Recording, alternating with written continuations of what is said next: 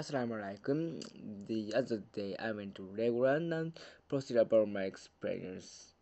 Even though I just put together a short parallel quick without much effort, but the views skyrocketed compared to my usual running content, right?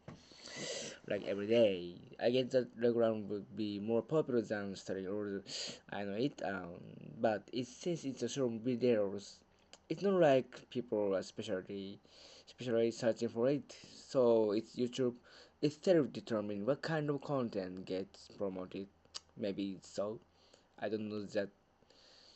Um, but for now, I think intentional mixing in topics that tend to trend in Pakistan and India and Urdu speakers and seeing how it goes.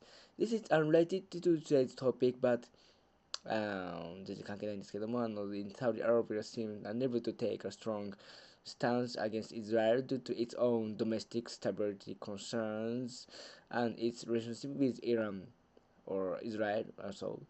In such situation, Pakistan being